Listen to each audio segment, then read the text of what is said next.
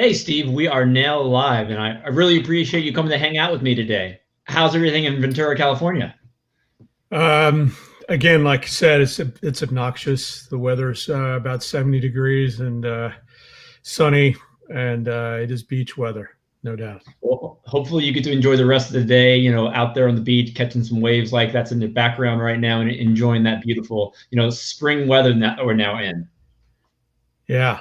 Well, maybe definitely later. I'm going to try to take the dog for a walk on the. We have a promenade here, so I will get to probably enjoy later in the evening. But it's still light out here till about 7:30, so it should be good. Nice. Warmer weather is fantastic. I know here in Virginia, I'm greatly enjoying just better temperatures, longer daylight, getting to take the sun outside. My son, not the sunshine outside a little bit more into the evening. And it's definitely an opportunity that I enjoy. So here's the better times. Now, you and I first connected, I guess, a couple months ago now. Everybody who signs up for the craft beer professionals, mailing list, an automatic email goes out saying, hey, thanks for joining. I would love to hop on a call and just learn more about what you're doing and simply talk beer. And I'm lucky enough to talk to so many great people in the industry, but you took me up on that opportunity, and you and I hadn't met prior. We hopped on a call, and I probably could have talked to you forever that day because it was just fun learning about your career. And at this point, you've been in the craft beer industry, what, 30 years now? It's 30 It's years such this a big year. number, and you truly don't get to talk to a lot of people who've spent their entire, almost all your life in the industry. When you were a kid, did you expect that you would go into anything beverage related? Or, when you were just running around the playground, as a little one, what did you think you would do later in life? Well, um, it goes back to age 5. I had my first beer at 5 around my uncle's. My uncle had just gotten out of the Air Force and he brought back Coors Original Banquet to California. It wasn't here yet. And my uncle thought it'd be funny to give me a beer. And I thought it was a soda. And I drank it. I actually do remember the bitterness, the carbonation, and the saltiness of the beer.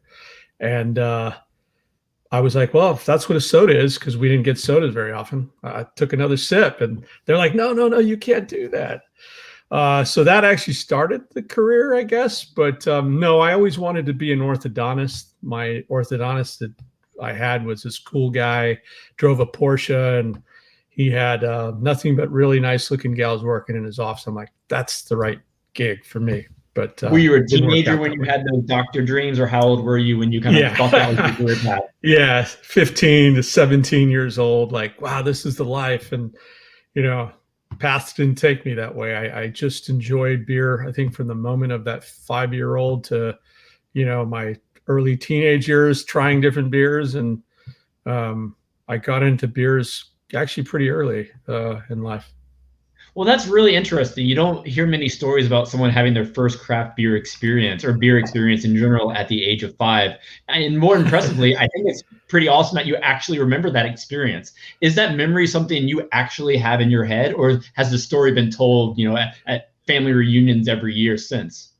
It is one of those things that I have a few childhood memories, a couple riding big wheels. I remember that day so vividly. It was like a day like this, blue sky. I had my uncle Richard. He was this joker. He always liked to play practical jokes. I remember him pulling the tab off that, and he goes, "Here, kid, have one of these."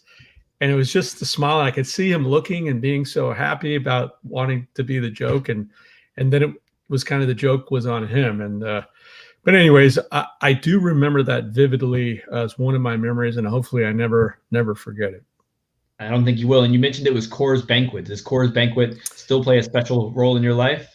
It sure does, man. You know when you see it, you just have this warm feeling. I've always loved the beer since the moment I had it. My uncle passed away about 12 years ago, and at his funeral, I brought the pull tab, the can, and I poured one out for him and said, "This is for you, Uncle Richard. This is not only for my lifelong passion of beer, it's also my career. Thanks for giving me that beer at 5 years old." That's awesome. It's truly the little things and the little experience in life that can ultimately make a big difference on someone. Right. But Definitely him. And I'm really pretty close with my cousin. He lives about a mile from me, so he's a wine drinker, but we still have libations together. awesome. Yeah, it's been great to have a little bit of interaction. Have you had much human interaction during the pandemic, or what's the current state of things out in Ventura? We have a little bit. I mean, my wife's been very, very cautious. I was very fortunate enough to get the second shot last week, so I feel like I'm, not Superman yet, but I feel pretty good about it. Um, but I've just been really cautious. When I was at Figueroa, and we were very cautious on everything we did there, and we kind of had our bubble of people. I didn't travel much, so I've been pretty good, but I haven't completely been secluded and just wearing my mask everywhere I go.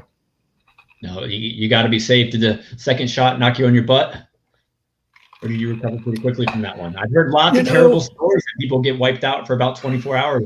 I haven't had mine I yet.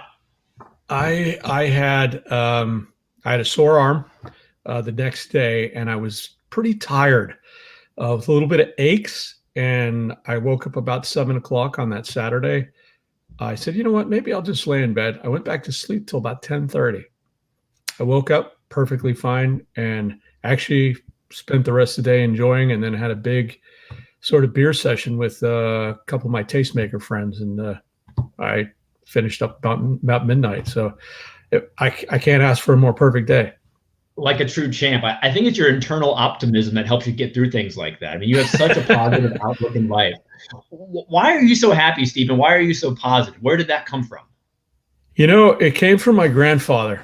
Actually, both of them have a pretty amazing outlook on life. My grandfather on my mom's side is still here, and he's just turned 96. He loves life, like, no doubt. I was fortunate enough to have my grandfather on my dad's side till last year, and he was 95 when he passed. And the same thing, he loved life. He had a 72-year-old girlfriend. I mean, he was one of those guys that just loved to live and loved every day. And I think I've learned a lot from that, and just take the positive sides of life. And I feel blessed. I really do. I couldn't agree more with that philosophy. I try to stay positive all the time myself, because no point letting a little negativity get you down. Always trying to find the good in every situation and find the good in every single person you interact with. Yeah, I just get that general sense from you. I mean, you every time I see you, or I've watched one of your shows, you have this, an infectious smile, first of all, and you just I seem like appreciate you're that. always positive, which is, I think, infectious as well. So I mean, you got to be, especially, I'm lucky enough, as I mentioned, to talk to people in the craft beer space all day long, whether people in breweries or people, with malt companies, yeast companies, whatever they're providing. When you're in an industry that you love, every day is something you look forward to. And you've been in this industry 30 years now. And I can only imagine, that energy and, what every day is like been for you. But how did you first get into craft beer? And when did you make the move from, drinking that Coors Banquet at age 5 to being, what? I'm in the California, the early 90s. Why don't I work at a brewery? Because you started working at Shields Brewery in the early 90s, correct? that is correct. And Um, how did that happen? you know, my friend that I went to high school with, their parents opened one of the first breweries in California, which was Shields Brewery. Bob Shields and Trudy Shields. Bob was a construction guy, but loved beer. Was a home brewer. He had done this tour up in the Pacific Northwest when that was all kind of just starting, and he said, "That's what I want to do." And he sold whatever he could, borrowed and stole or whatever, and he put together a brewery which basically hadn't been in Ventura since pre-prohibition days. And they got going. It was really just a brew pub with a food. And I got involved because I worked at a grocery store, and they knew me, and they said, "Hey, do you think you could help us get into the grocery store?" It was Vaughn's Grocery at the time. And I said, "Sure. I know the district manager. I can talk to him." And I ended up getting the beers in the store. And then got it into the local stores in Ventura. And they said, you did such a good job with that. Do you think you could help us? And we'll pay you. I said, oh, okay. So I started doing that kind of on the side. And I actually, who doesn't like to be in the, first of all, you're around beer. You got to take home some beer every week, which was like, wow, they're giving me beer. I do this for free. Second, I got to learn how to make beer. They put me in the kettle and cleaned, and I did a lot of the bottling, and it was just something I had never even experienced. And as much as I like to drink beer at that age, I was so intrigued at the whole process. And it was, I think, the only other brewery that was in the space at that time was Red Tail, Red Nectar, and I think the beginnings of Sierra Nevada was trickling down here. So was this your first foray into craft beer, or had you kind of dabbled in trying things like Sierra Nevada prior to this? No, it was my first dabble. I had tried a bunch of imported beers at the time, probably in my late teens. And I think the first beer of flavor that I had that was probably that knocked me out of my socks was Spot and Bock. I had no idea, first of all, beer could have that flavor, that could have that kind of octane, because I was typically drinking very light, domestic, produced lagers that were lower ABV and stuff you could crush. But I really enjoyed that Spot and Bock, and I actually went and tried to find every type of German beer I could find after that. And my friends and I kind of got involved in kind of drinking those beers kind of in our early 20s. And then, I got this gig kind of right when I was 21. Were you a home brewer at all prior to joining the brewery? No. I had no idea on home brewing or even how beer was made, or, just knew I liked it. I liked to drink. It's interesting to say that so many different hats you wore at the brewery, because that's such a common theme even in today's world. All the small breweries that are still launching today, the brewery owner is going to be the janitor, they're going to be the brewer, they're going to be the accountant, they're going to work in the tap room as well. And it seemed like you wore a lot of different hats as well, or at least they tried to put you in a lot of different positions and kettles. Which position, while you were there, did you take to more so than others? Did you like the being in the sales and distribution angle, or what did you enjoy most about the position at Shields?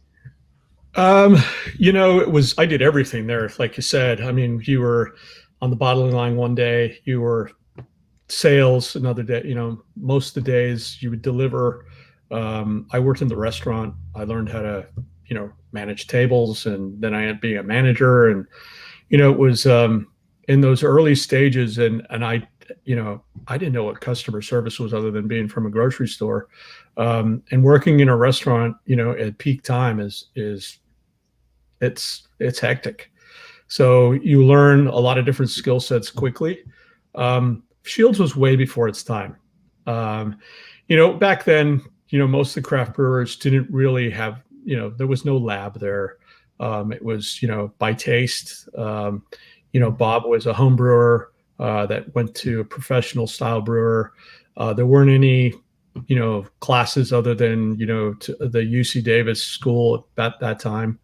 With Charlie Banforth. I think that was the only, real accredited school.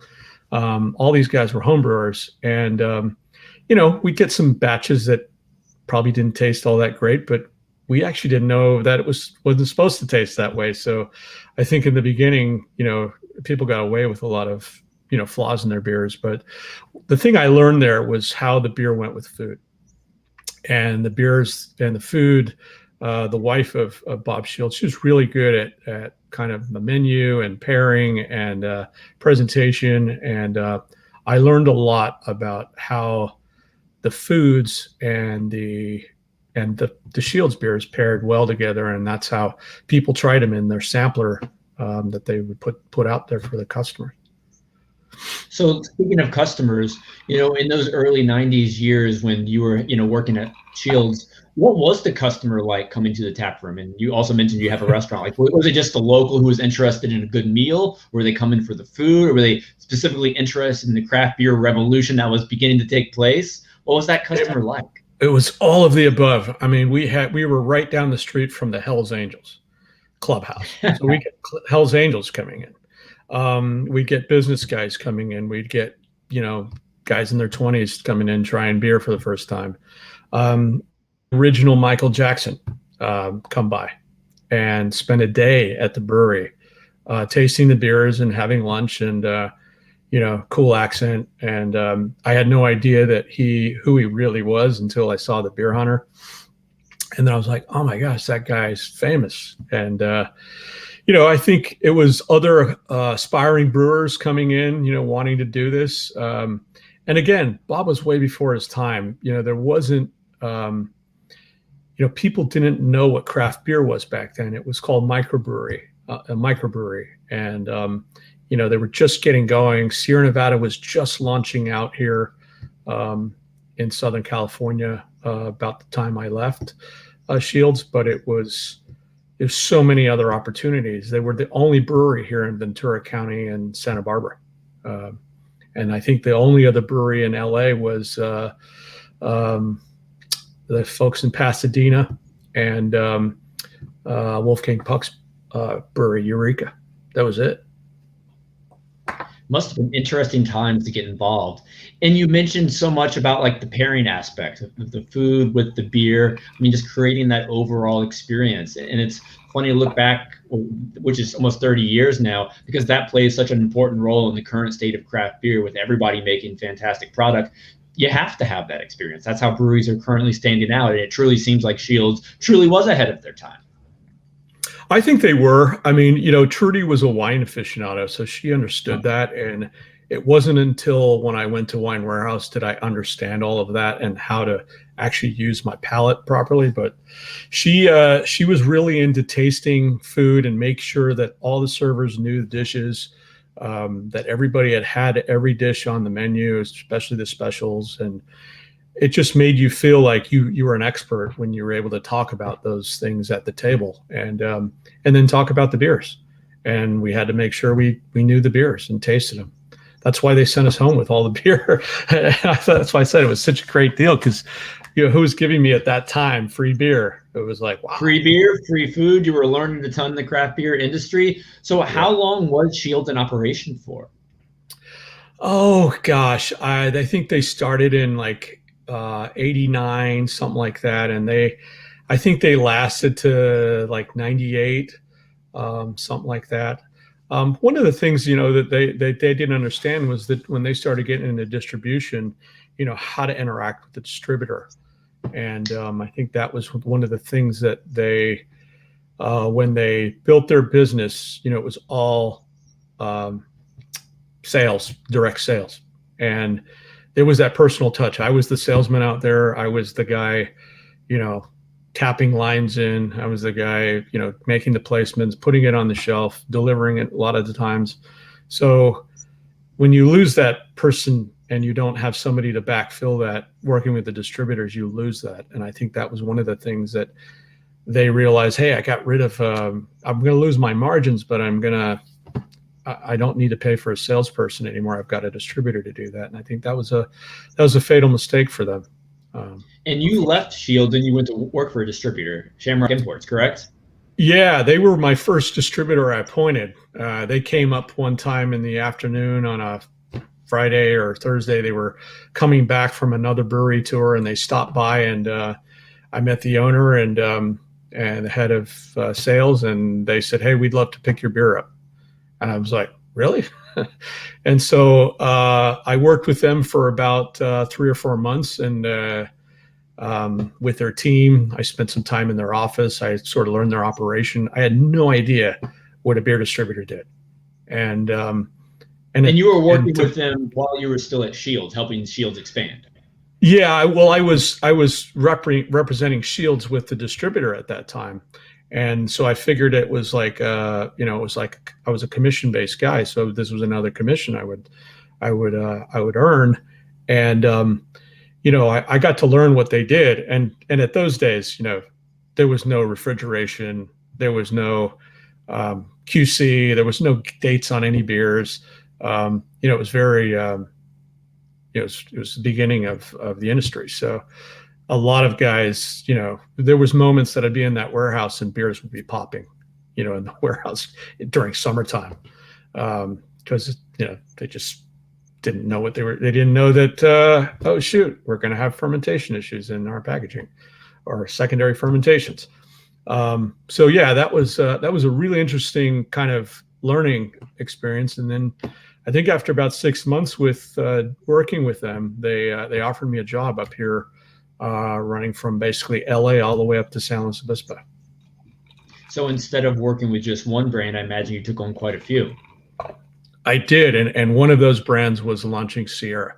They wow. were Sierra's distributor in Los Angeles, and they had already launched in my home market here in Ventura, and they were launching with Shamrock Imports down at the time I started. That's why they needed me, or needed a body, and I was probably one of the few guys that was. First of all, I was the youngest guy by far. Shamrock had originally hired kind of the guys that had been in the industry for about 15, 20 years. They had a lot of experience, and I knew nothing. Well, it sounds like you had the hustle, though. I can pick up. You enjoyed working for commission. You enjoyed the industry. I bet you were pretty motivated back then. Well, it was. First of all, they paid me more than I was making, and we had incentives, and the incentives weren't really cash incentives; they were trips. So one of the first trips I won was a trip to Sierra. Well, not Sierra. It was actually to the Great American Beer Festival, sponsored by Sierra Nevada. And if we hit our number, they sent the whole team. And I was like, man, if I can travel and they're paying for this, I'm going to go everywhere. I went to Germany. I went to England. I went, Mexico. I went to Hawaii. Whatever they were throwing up there, I was like, I'm going to win this because, I didn't have the chance to travel when I was younger. And this was all through your job at Shamrock that you got to take these vacations or getaways, I should say. Wow. Yeah, well, we did most of those. I mean, I had some of those one with Wine Warehouse, but most of those were through Shamrock. And the import brands that we had all the brands from Germany. We had all the Belgian brewery brands, that you come to love today. We had all the Merchant de Vin brands. We had Schneider. It was amazing, the portfolio. We had beers from around the world, and then we started, acquiring all these craft breweries. And Sierra was one of them. Red Nectar was one of them. Lost Coast, North Coast Brewery, Anderson Valley, Portland, Original Widmer. I mean, we were the only guys in town because everybody else was not really that interested in it. And what were the skills you learned while at this position? Were you learning, how to talk to retailers, or what are the traits you picked up from your career back in the early days with Shamrock? Boy, I learned that, first of all, a ton of cold calling, and it was trying to explain to people what these beers were and why they were more expensive than domestic beers, and they were made here. That was probably the biggest hurdle. There's a great story. I know Steve Grosson, good friend. We were out in the trade, and we were at this bar sometime in Woodland Hills, and we were at this Irish bar, and the guy had heard about Sierra Nevada, and people had been asking him about it, and so he wanted to put it on. So we were go there to tap it in, and he looks at the price, and it was like $25 over a domestic beer keg at the time. I think it was like $75 a keg. And he thought we were crooks. And he basically told us to get out of his store. And you guys are shysters. I'm not paying $25 more for a beer that's made here in the United States. Go F yourselves, and here's the door. So that was what we had to deal with back then. And, interesting enough, that guy did buy the beer a month later. And he was doing after that probably about 2 barrels a week, back in the day. But that was the mentality. And then in the retail channel, it was, just trying to deal with all the different, people that owned all the different stores. We had Koreans back then, and we had Indian guys, and we had, the traditional Jewish retailers that kind of ran the stores. And so everybody kind of worked in different fashion. I just learned how to work with the different people that I was thrown in front of, and what made the pick. And I think almost every single one of them wanted to make money, right? You're in business to hopefully make money. And so what I could kind of figure out was that my beers, at that price, because the craft beers were always at a higher tier, they could make more margin, and they would make more profit by making sure that people saw these before they saw the domestic beers. So I started to get a name for myself in the trade by developing shelf spaces. We used to put microbrewed beers. At those days, people weren't really interested in paying for $9.99, or even at that time $7.99 a six pack, but they were willing to do a mix and match. So we used to put these glide racks and put, where the beers came from, and color coding, all the beers from England, and then we would create these really cool shelf spaces back in the kind of the early 90s. And it got so popular that even the grocery stores started putting in these sets, and we were the guys that were doing it. And it was and then the business just completely took off. So when did you first start to feel that the craft movement was really taking off? Like you just mentioned, there a certain year or just feeling you felt at some point in the 90s where you realized, man, these breweries are onto something? Well, when I was selling Sierra Nevada, and I was selling, 10 cases to a store, and then the next week I was selling another 10 cases at a store, and I made like $1 a case. And I was like, wow, this is, I can make some money. And when I saw the retailers like jumping on it at that time, I got the biggest account, one of the biggest accounts at Shamrock, which was the transition. It was the original Whole Foods out here, which was Mrs. Gooch's, and they went from non-alcohol to alcohol, beer and wine. And I got on with the guy that started the program there, a guy named Dean Gold, and he gave me the entire set. Basically, I had like 90% of the entire set of all the beers I represented. And I remember I made so much money that I think it was 2 trucks of beer that went out to all the stores to set it up. I remember taking like the weekend off, and when I got my check, I was like, man, I'm going to do this for the rest of my life. I'm having a lot of fun. I'm trying all these beers from around the world. And so when you tell me, like, you asked me if I was into home brewing, I tried. I'm not very good at it. I don't have the patience for home brew. And then I was surrounded by world-class beers. It was so hard to home brew something that's so inferior to all these amazing beers. And that's kind of where I landed, is this side of the business. I was a home brewer for about 10 years. Then I just got too busy having a kid, just too busy with work. And my homebrew equipment sits up on the cabinet right up there. But you're right. There's so much great beer out there right these days. Right. I mean, and even back then, you just wanted to try everything. Our options are certainly not thin. But looking back on your days in early, your relationships, it truly sounds like while you were motivated by the paycheck at the end of the day, you were interested in building one-on-one relationships. And talking to so many brewers these days and distributors, there's a lot of frustrations between the brewer-distributor relationship. How were you able to be successful and maintain these positive relationships while also, looking after yourself? Are there any tips that you found? Yeah, I learned so much from really amazing guys. And so I learned, I took pieces of all these different guys. I had this guy who was an importer, and I just remember his name was John. And the guy had an incredible memory. He could remember something that happened 3 years ago and exactly what happened with the account.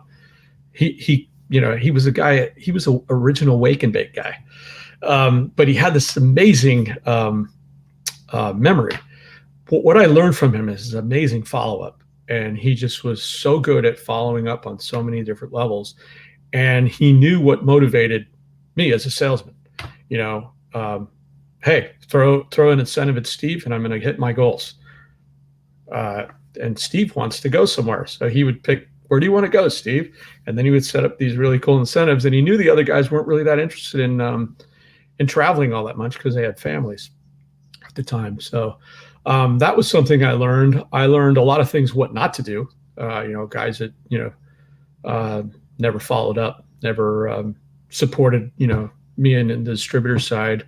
And I learned kind of this really cool mantra of that I've kind of lived by since then is the share of heart philosophy of, you might not have been my number one brand as far as revenue, like a Sierra Nevada, but you have a really cool support.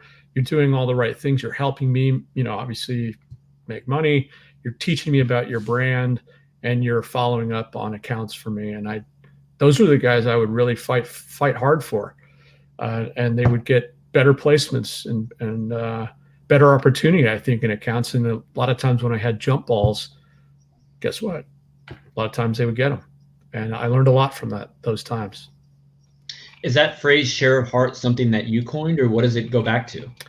I don't know if I've coined it, but when my time at Reyes, it's everybody's fighting for share of mind, and and I would have these conversations with my brewer partners and kind of say to them, I hate to break it to you, but share of mind is really related to revenue.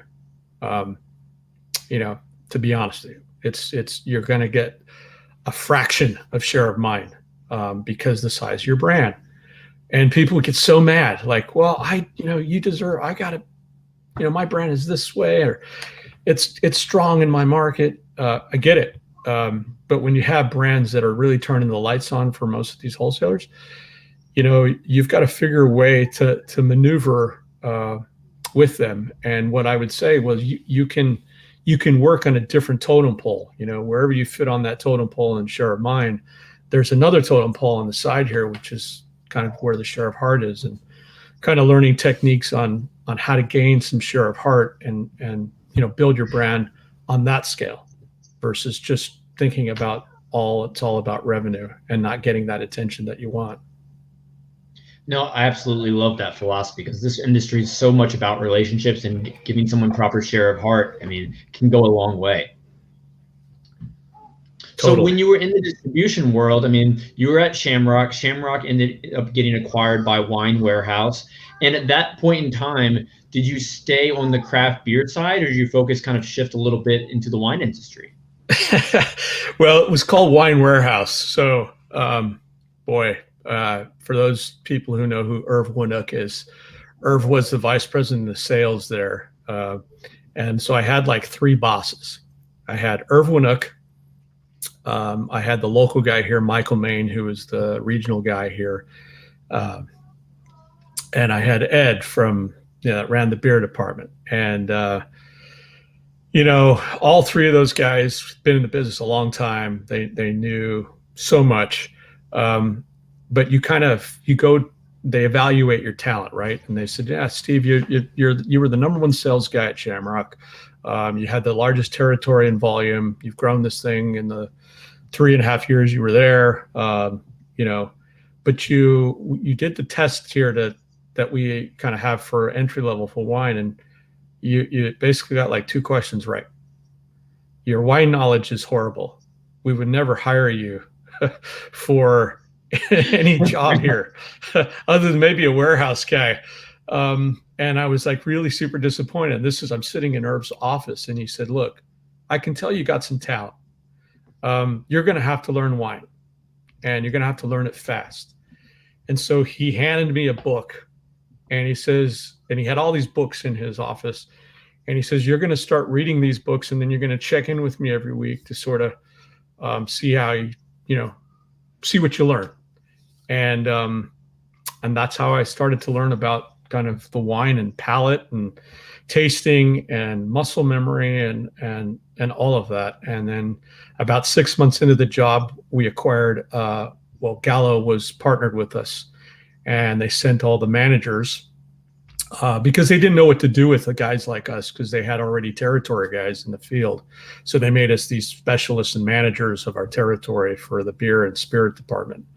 And, it was a lot of fun. They took us to Gallo. They taught us how Gallo does things. They taught us the school of Gallo. And we spent many moons up in Modesto and learning philosophy, wine 101, and really, sales.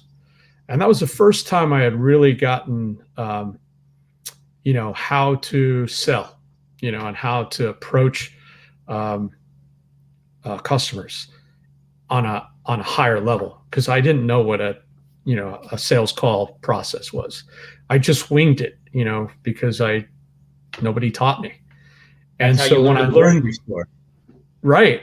And so when you get trained by the guys who wrote the story on beverage sales, and they know everything, they know the adjacencies, they know exactly where shelf placement needs to be, but they also teach you how to sell and how to relate to different types of buyers. And boy, it was like somebody had just like matrixed me. Like, it was like, I just can't wait to get out there and like sell, because it was like really, I had learned all these techniques by learning and going through those early days. Do you feel you just happened to be at the right place at the right time, or is it more so you met the right people because you were so passionate about what you were doing? Man, I look back and I have to say it is right place, right time. I've had a lucky blessing of a life in so many different ways. I was on a 405 crash where I did the chips flipping of a car, when I was 17, and the CHP guys, I thought you guys dead. I was right behind you, and I walked away from it. It's just little things like, that you just don't know. But it really was the timing and that whole thing. It was a magical time, when Shamrock and Wine Warehouse, because Wine Warehouse didn't really have a beer portfolio. They had a few brands, but they brought in this whole portfolio of beers, and they brought in guys that knew beer. Like, we actually knew beer. We knew, how to describe it. We knew where the origins were. And back then it was where the origin, it was where the beers came from, the history, why is this good? Well, let me tell you why. It's a Trappist brewery, and it's made by these certain type of brewers in Belgium, made by these monks, and it's certified. And so you learn all these really cool, and you seek the knowledge. And when you have these really cool suppliers that at those days they would just suck you with all kinds of great information. It was way before the internet, right? This was all, I used to carry these big books of branding, of all my brands. And so when I would sit down with a new customer, I would, what do you like? And kind of have these big, huge binders of pictures. You don't have really cool internet stories or an iPad where I can flip through it now. Well, I like that, though, because it's more relationship based, where you have to learn from the person rather than the computer. And I feel when you have the opportunity to learn from someone one-on-one, it just deepens the connection.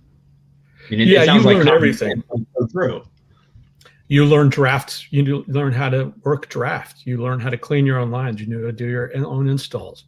You carry a cleaning pot with you. All these things back in the day, they didn't have people to do these things for you. You had to figure it out. And, from running glycol lines to installs. I mean, that's how you got the business, and you became sort of the expert.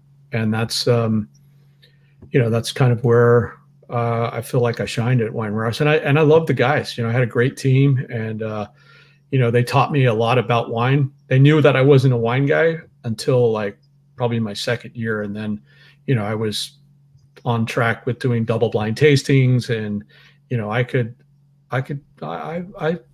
did really well with my palate, and I could really, I really gotten into wine. I started collecting it, and, started going for my sommelier and, all those things. Did you make it all the way? I didn't, I exited out, and I was recruited out by the Firestone family, and then started that whole career. Now, when Firestone recruited you, they were come at you more so for your knowledge of the wine industry, or was the focus already to get you into the beer angle with the brewery? It was so interesting, when I started at Firestone, it was really about the winery, and the winery, had this establishment. They were one of the first wineries in Santa Barbara County. Goes back to the tire company. There was all this legacy of this really cool entrepreneurial family. And, I spent time with Adam, spent time with his dad and his mom, and it was truly a family run business. And then I got to meet David. So it was very family run, but they originally kind of had me just learn the wines, learn the distribution model. At that time, they were with Young's Market and with local beer distributor. And immediately, I was really hired for the beer, but there was so much to do with the wine that, I was helping the wine guys out, for probably the first 6 months, and then really got my hands and feet planted with the beer. And then the beer just really, sort of took off. Well, it was already doing well in the local market. And I would imagine, unlike your first job at Shields, where you wore so many different hats, your position was a little bit more targeted here. Is that a fair assumption? Yeah, I mean, it was funny, when I first got in. Like, again, the first week I was doing all kinds of maintenance and cleaning, and you learn what it takes to brew beer, and it's mostly cleaning. And there wasn't these automated breweries back then. These were all pieced together dairy equipment, and you got to get in the kettle. You had to get a big Brillo scrubber, and you had to get a hose, and you spent about 2 or 3 hours in there scrubbing the sides of these kettles. It was not fun. And I had a huge appreciation for brewers from that point on. I never, ever took them for granted after having to do that work. Now they push buttons and it's all CIP'd, and it's a little bit easier, but yeah, it's a little bit easier. So you were at Firestone like nearly 15 years, and they grew to the 15th largest craft brewery, under your watch there. What moment at your time with Firestone did you realize that this company wasn't just a winery that I signed on to work for, but are going to become one of the largest brewers in the country? Was there a feeling that took over, in the company culture, or what was the moment when you realized this could be big? Boy, there's so many different points of flexion that happen. With that, it was a couple of moments. In the first few years, David and Adam had their main gigs. So David had a company that he was running, and Adam was running the winery. And it was just me and a handful of guys that we were sort of doing a lot of the sales and the local market. We had pulled our distribution back from Southern Cal to focus and spend more time locally in the Tri-Counties up here in the Central Coast. And we became, one of the top brands here. It was the time when Sam Adams had rolled out. They had probably about 350 draft accounts, and we had probably about 150. And within about a year and a half, we had 400 and they had 100. So we had strategically, worked our market and really focused on being this local brewery, making, this really unique style of beer. It was hard, really hard back then. We didn't have all the tools that you have now. We didn't have any insight.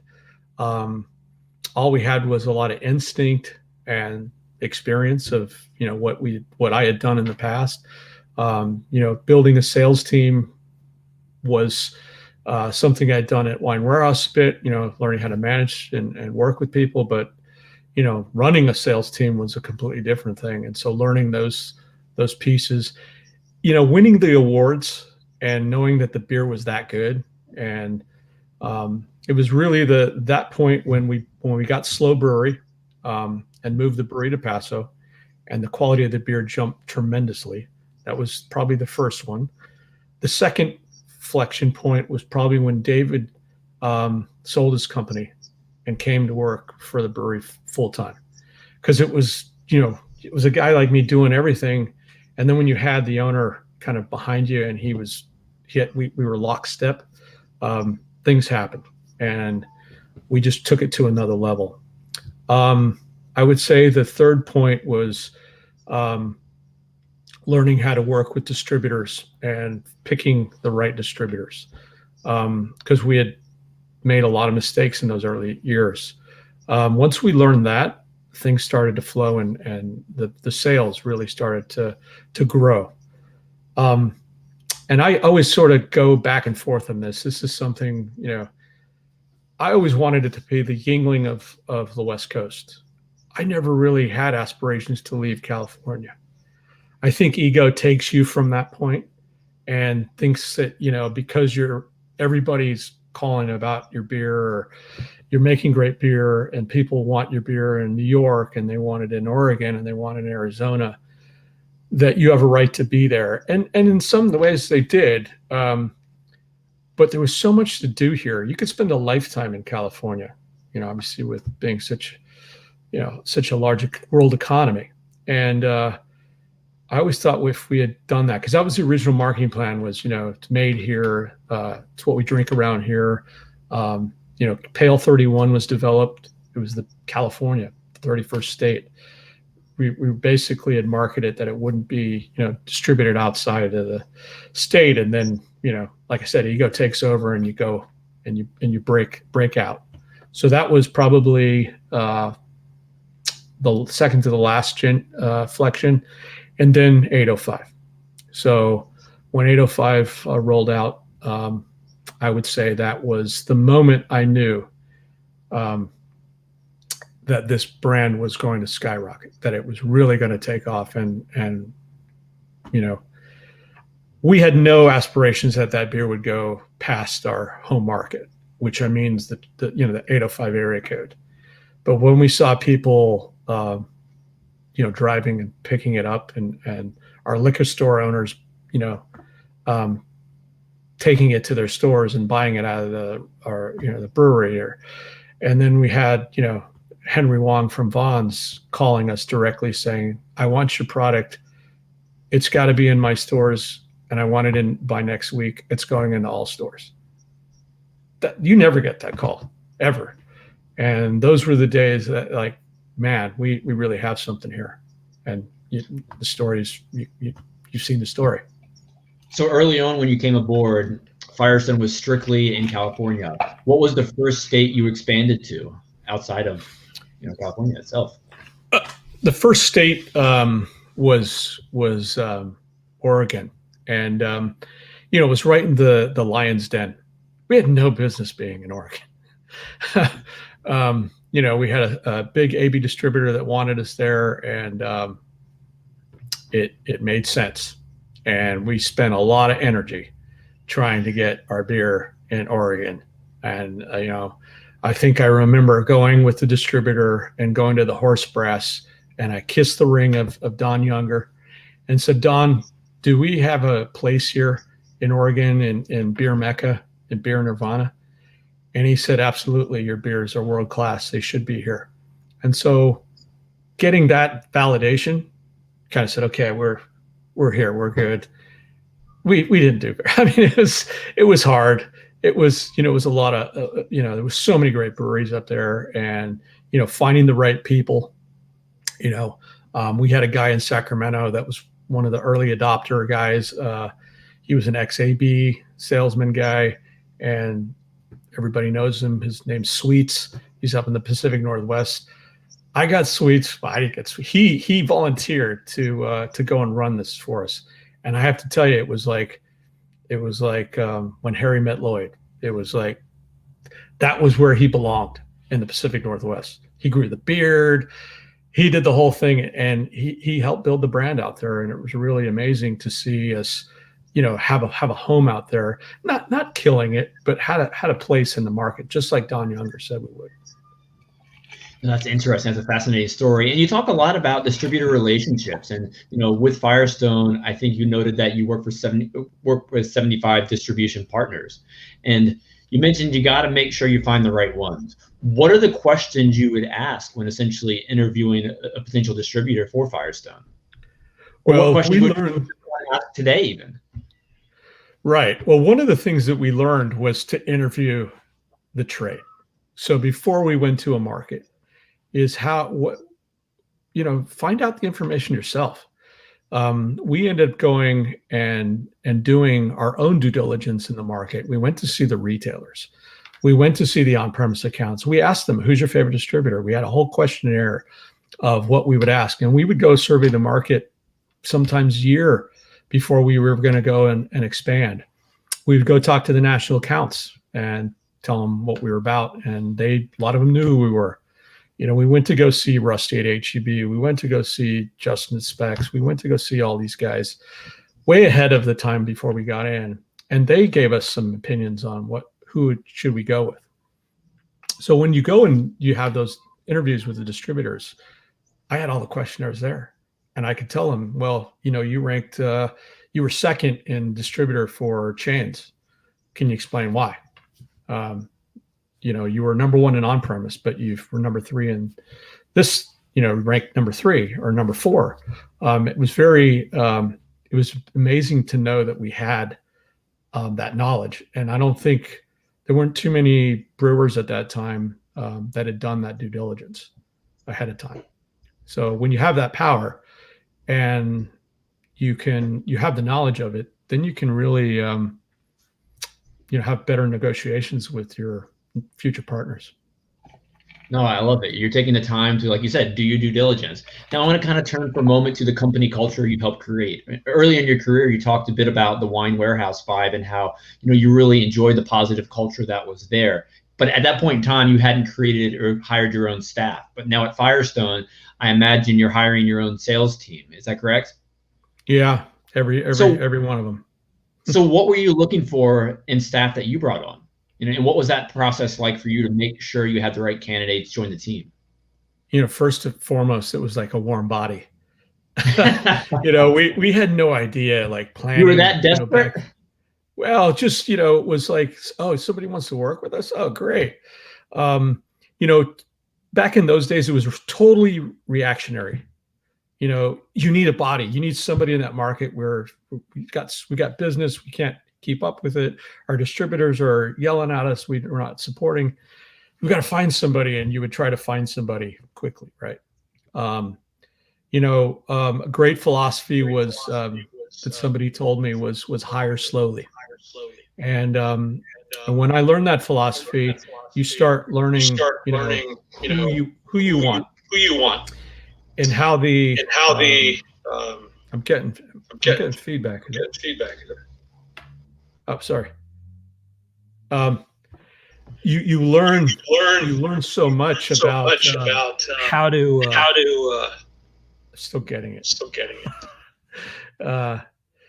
It's one of those things that you when you learn who you want and the type of people you want to attract and the type of the company you are, and when you sort of understand who you are, your mission statement, what your visions are, where you want to go, you start attracting those kind of people. And it got a lot easier for us to get the right people and hire the right people. What do you remember about the mission statement? So we had wanted, back then we wanted to hit this sort of 300 barrel mark, and we called it. It was a 200 barrel mark. We called it M2K, and it was something that all the company, we got all T-shirts and little trinkets, and and what the ownership was gonna do was put a fund in. Once we hit that, we would get all a big bonus out, and so you get this culture of everybody's working together, breweries working together, ops is working together, sales is working together, and you just create this great culture. And the last bit of it, you got to have fun. And I sort of feel like we've lost that with COVID a bit. We got to get back to that. The beer business, the reason I got in it is fun, and to be around all my peers and to be at the conferences and to be at the different bars and drinking all the cool beers and just learning stories and learning about people and then doing business with them and finding out, hey, I like those distributor guys. They're good guys. I want to do business with people I like. And that's actually a Reyes philosophy as well. That's what Tommy told me the moment I got hired was, let's work with people we like. That's a great No, I think philosophy. that stands true definitely in the beer industry because people like to spend money with those they want to have a beer with. Really, it comes down to whether you're going to find a distribution partner, you're going to find, an employee. You want to have someone around you like spending time with. And I think that's extremely important. It just kind of speaks to the importance of relationships in craft beer. Yeah. Yeah, for sure. So why did you end up leaving Firestone and going to Reyes? The companies was going a different direction. With they were working on their acquisition. I had kind of put myself out there a little bit. I had become pretty good friends with Ned Hall, and Tom Reyes, and they were developing this sort of craft position, hadn't been done before for the company, and they said you'd be a perfect candidate, and would you be interested in it? And I wanted to learn from the best. And when I was at Wine Warehouse, it was a very different structure. It was an unstructured format as far as, how things went. And it was a commission based sort of, everybody's out for themselves kind of thing. Whereas Reyes was so structured, and I wanted to understand all the things that I didn't know, and, how things tick, how do the ops work? What are the KPIs that you need to have a successful business at? And I learned a lot of that stuff with them, and they taught me so much,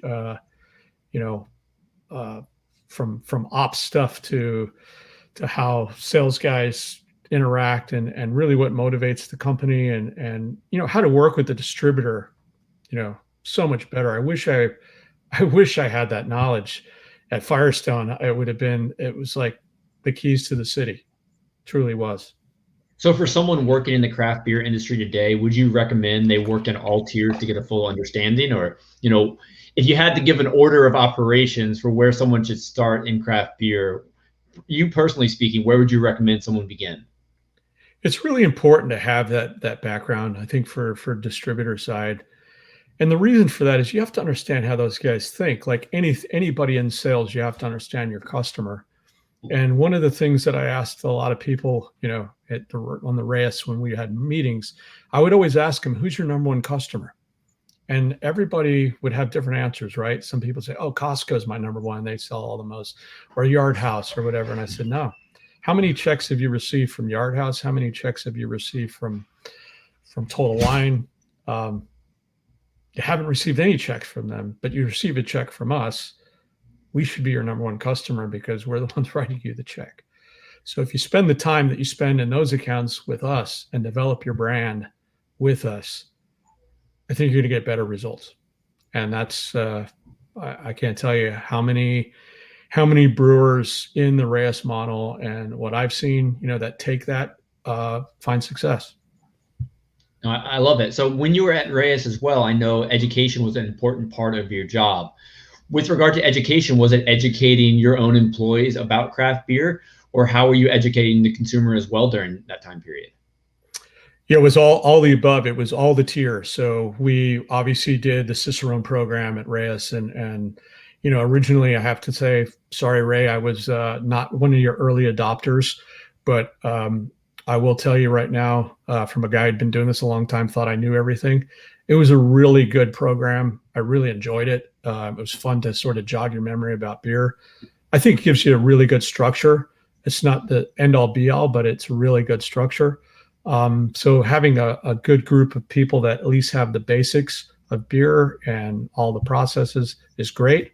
One of the things that we worked on really was working with our brewer partners and understanding like how to work better, how to make them better with best practices.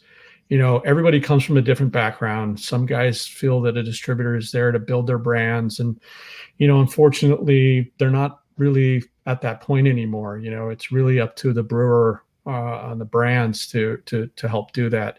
But there's things that you can do with your distributor to help get that, and teaching them the right best practices, I think, was one of the things that we did really well. We had boot camps for them that was exclusive sort of to Reyes that I helped develop for the company, and they use it today. And I think it's a great thing because you get a lot of new people that come in, different levels, and everybody needs, even this level could use a refresher course on a bunch of stuff. I think training is absolutely important. Now, you've done so much in your career in craft beer. I mean, you started in the early 90s with Shields Brewing. You ended up at Reyes, and you're still in it today. You just finished up a gig helping out, Figueroa Mountain. When you came into Figueroa Mountain, what were the challenges like there compared to the challenges you faced earlier in your career at breweries like Shields and Firestone Walker? It was. I came into kind of a tough situation with them. They had some financial troubles. They had just got a brand new lender. I was actually kind of hired through that, through Alan Newman from Magic Hat days in Angel City. And we were all going to be this team kind of helping build the brewery back. I'd done a lot of traveling with Reyes, and, I didn't know we were going to have a pandemic and then everybody'd be working out of their homes. But it was a turnaround there for 5 hours a day. If I did the turnaround to Huntington Beach, it was tough. And I did that for 5 years, and I enjoyed every moment I was at Reyes. I learned, like I said, I learned so much. The big deal was I just fell in love with the people, the folks I worked with. To see how much they gave every day is just truly inspiring. I don't think I've ever been at a company, other than maybe Reyes, but at this, that people hadn't been trained like a Reyes people were, that just gave their all, no matter what it took. And, from when we closed down in the restaurants and figuring out what do we do now, to say, rallying up and say, we're going to remodel our spaces. We're going to change our format from, full service to counter service. We're going to change our displays for touching menus to digital menus. I mean, from all those things, and getting everybody rallying and cleaning everything and sanding all the tables and, making it look great when people came back. That's what was really amazing. And, I miss every single one of them today, because they're all really truly hard workers. And there wasn't anybody who didn't, hold up their end of the bargain. I love to hear your excitement about those challenges you faced head on at Figueroa, because talking about your early days at Firestone Walker, the things that were challenging you with regards to growth were completely different than the experiences you had at Figueroa Mountain, but it seems like you enjoyed them just the same. Is part of your philosophy or just attitude in life, you enjoy a challenge, being brought into a situation and, taking it head on and seeing how you can make a situation even better? I think you may have got something there, Andrew. I mean, I think I go back as a kid, I was a Lego guy, right? And I was a Lego guy too. They didn't have all these fancy Lego sets, but you just kind of create something. I think I enjoy the creation, and I'm a guy who likes to do a really good job. If you look at when I go outside and do my yard work, the moment of satisfaction is when I'm finished. And I get to see, I look back and I go, oh man, that looks good. Did a great job. It's kind of the same thing. It's like, I feel really good about progress and moving forward. And, even the small things, like I said, we sanded tables. I got the whole team to go out, and everybody brought a sander, and we sanded for weeks, and made those places look, we had been quoted, it was going to cost us like $50,000-$60,000 to redo all this. We did all this for under $5,000. That's amazing to me. And it was a lot of fun. But I think it was, their financial stuff. I was kind of a high paid gun guy, to come in. It made sense for me to move on and kind of do my own gig and kind of go back to some things that I was doing that pretty much nobody knows I was doing for the last 14 years. Like what? What are some of those secrets you have, Steve? I mean, I know you're partner in a few breweries. You have a couple of restaurants. How do you find time to get involved in so many different projects? Well, I'm gonna probably throw David under the bus. David, we had tried to work on getting equity in the company, and there was a whole thing. And I just really felt like I wanted to do something that was sort of mine. And that I really felt Firestone when I was there. I treated it like I was an ownership of it. I had this opportunity to start a brew pub, a tap room with a partner of mine, and the catalyst for that was the fellow father's office, and he basically dismissed me because Firestone had the beers in Yard House, and he said it was pedestrian, and it really upset me because I was like, dude, Anchor Steam's you got Anchor Steam up there, and it's in Yard House. It just was the way he said it to me, and it was probably one of the only accounts I've ever been kicked out of. But that actually fired me up, and literally how the universe works. I want to say it's about 2 weeks later. My partner Brian Lenzo was running a restaurant, and he said, "Are you still interested in that brew pub concept?" And I said, "Yeah, I always am." He goes, "I got a space. You want to go look at it with me?" And I saw it and immediately knew we were going to do it. And I got my brother involved, and the three of us started that in the middle of the recession in 2008. And what did that space become? It was a part of the Fonda Theater. It was a restaurant, but before that, it was a Russian brothel, underground brothel. But it was. Yeah, it's actually where the original Academy Awards were, the first ones. What did you call the business you opened up there? That was called the Blue Palms Brew House. And, we knew that craft beer needed people like advocates to do that. I think out of the place where I met Brian, I met Gabe from Beechwood. And the two of those guys, imagine that, those two guys had a space, and the owners of that had those two guys, and they dismissed them like they were just employees. And look at what they both became. Gabe was he had just started Beechwood. Gabe actually helped us with our menu. That's how craft beer was. He was so instrumental in helping us get going. He was on the line for the first week. That's the kind of support that, friends do for each other. And it wasn't we were in competition. He wanted us to succeed. We went to the home brewers. We were one of the first guys to go to the homebrew clubs and tell them what we wanted to do and how we wanted them to be part of the process of rotating beers. Nobody was rotating beers back then. We also, with Gabe, posted our beer menus. Nobody was posting their beer menus. And we basically challenged everybody. Say something like that right now, but you were one of the first to do it. Yeah, we challenged everybody. Hey, copy us if you can, because we had the relationship with the brewers. We were the first guys to get Ballast Point up here in LA. We actually did the route we used to drive to go get the breweries, and we were the first ones to get Vinny's beer, and so we did a lot of cool stuff. And Firestone beers, we were, obviously I worked there. So we got a lot of the barrel age releases and the signings, and, I was just tied in with the industry, and I just kept it really under the radar. And it really was my brother and Brian who were the face guys. And I just really wanted a place that I wanted to go drink good beer. We put together the same system that Gabe had put in, with the different mixing of different gases and quick releases, and we could put any beer on tap with a really cool and perfect pour. We got the best equipment and the best glassware, the rinser, everything you see now.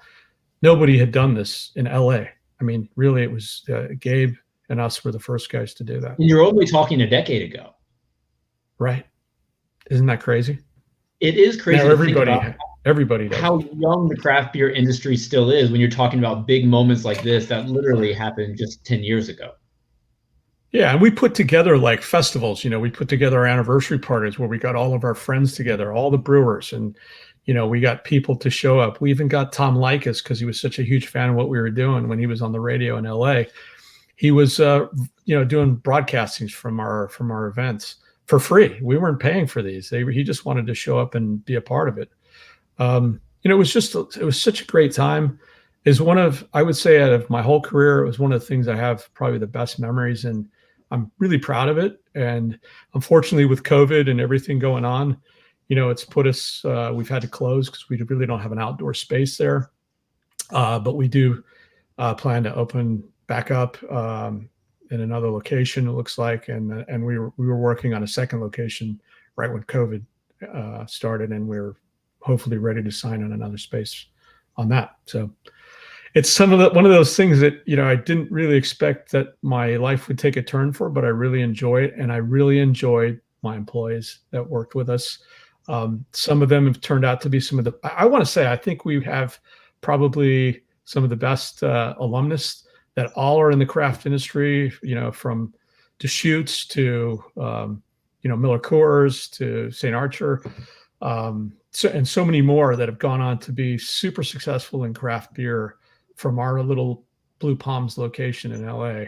I think we sparked in even a few weddings, but it's still one of my most proudest moments, and I really am excited about our future with Brian and myself. And we've partnered with a couple locations with the Pouring with Heart guys, with Arts District Brewery and the new All Seasons. If you haven't seen it, guys, go check it out. If you live in LA, really, All Seasons, what they did with that space is unbelievable. And it's all kind of full circle, right? Original Firestone Tire Service Center in LA, and I work for Firestone. It's kind of funny that it's all same spot. I love it, Steve, and I look forward to sharing a beer at your spot once it reopens, in better times. But absolutely, man. Looking ahead, I mean, you have done so much, and so much of it's based on relationships, having that positivity flowing from you to everyone you interact with. I totally understand the concept of, it's great to work for someone and great to make that business successful. But when you have your own baby and you can raise it and see it grow, that's a special feeling. So I very much understand how proud you are of what you've done there. And I'm excited to see it continue to grow and, come out stronger through the pandemic, which hopefully we're out of before too long. Yeah. I mean, it is that. And I think that's kind of something that I will probably always do. We have, we empower great folks to come and work with us that want to be a part of it, and they can help run it with us and be a part of the the back end of it. So we want to make sure that we do that. And we've got I think, like I said, we've got original people there. Our cook's our original guy. If anybody knows LA, Bix, one of our original guys. So they've all been with us for 13 years. It's really hard to keep people, as in the restaurant business. And I attribute that all to, really Brian's philosophy and my philosophy to make sure that, we take care of our people and, have fun doing it. And, everybody's seen on YouTube our fun, crazy Christmas parties and our Rochambeau stuff. And we throw TVs and, give away TVs and stuff. That was fun. I mean, I still want to get back to doing all that good stuff. But, with all that going on, I'm doing a little bit of consulting as well, just because I can't get away from what I do and really love and working with breweries. So, I mean, you're still a young guy. You could do 30 more years in the industry, Steve. I think so. I mean, I think you're as old as you think you are. In my head, I still think I'm like, 30. That's the philosophy. My dad's also name is Steve, and he's taught me that same philosophy. You're only as old as you feel. And my dad, while he's closing in on 70, he acts like he's a kid, and it keeps him going. That positive energy. Spend time with your family. When you're working, every day of your job isn't work if you love doing it. It's what you look forward to. It's what you wake up for every single morning. I totally agree with that philosophy. And then, I have a big family, so I spend a lot of time with them. And, I think this new phase just gives me some time to do that. I've worked really hard in my career to get to this point, and don't not really ready to retire, but I think just to not, you know, work where you miss life. And I think that's, if anything's, for all of us, that's, we've learned in this COVID times, is that probably is probably a blessing, for us to spend more time with our kids, more time, at home, more time with our pets. I mean, it's just more time walking, just a lot of different things. I'm really grateful for the time I've been able to kind of spend now that I've been home.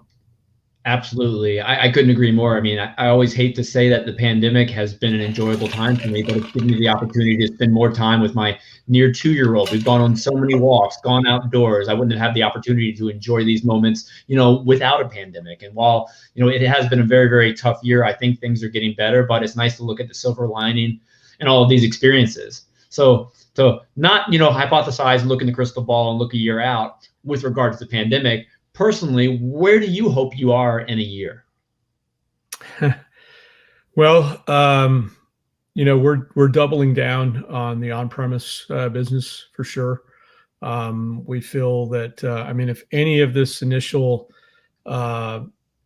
inkling or some of the just stuff that we're just seeing, and I've been walking my local spaces, and even just some of the initial numbers we're getting out of our current spaces that are open, people want to go back, and they want to go back to cool places that they know. They want to go back to operators that they trust, and they want to go out to a place where they feel safe. And, whether that's the outdoor is going to be that, or how you reconfigure your interior seating and space. I think those are the things that you have to consider. And, we're going to do all of those things, learning all the things that we had to go through. And so we won't have to start out like trying to reconfigure. We're going to have it ready to go for the customers, day one, which I think is, what they want. And I'm hoping, there's nothing more that I like, this St. Patrick's Day, we got to go out, and I got to spend some time with my friends at Reyes. And it was the first time we'd been together for, since I left. So it's been, a little over a year. It was so great to be in an Irish pub, listening to the bagpipes and, the Irish music, and having a pint of Guinness and seeing your friends, and you're all like, you're alive and everybody's having a good time. I really, truly miss that. And I hope we get there all very soon. I'm hoping for that as well. I mean, I know we all miss human interaction, and it's just thinking about your 30 years in the industry. You have probably made, well, you haven't probably made, you've made so many great friends across the space. I'm envious. The stories you probably have that you haven't shared today. I mean, you've done what you love for your entire career. And I really appreciate you sharing the anecdotes today, the memories, and just the insight you can give, because we have so much to learn from one another. And, I enjoy every conversation I have with you. So thank you very much for, coming to hang out with me for a little bit today. And I hope you get to go outdoors and enjoy some of that sunshine as well, because I think you'd get bored if you didn't have tons of things to do in your life. Yeah, for sure, Andrew. And you know what, man, I really want to thank you for what you've created. I really wish we would have had this, 20 years ago, and had a platform. It was really just to pick up the phone call and like go with your peers, and, you find somebody you really like, it could be a handful of guys that I could pick up the phone and call, like Bob Sullivan or somebody you just like-minded people, and you would ask them, hey man, how do you do this, or how do you do that? And we didn't have this format. And so for people now to have a format like this, and how you're able to create the content, I think it's really cool. And I hope people support it and they utilize it, because I think it's a useful tool. No, I learned just as much as the next person, and thank you for that, because it's been a fun process. And just last night, I had a conversation with the guy in Australia who's doing things in the craft beer space. I get to talk to you today. You're on the West Coast.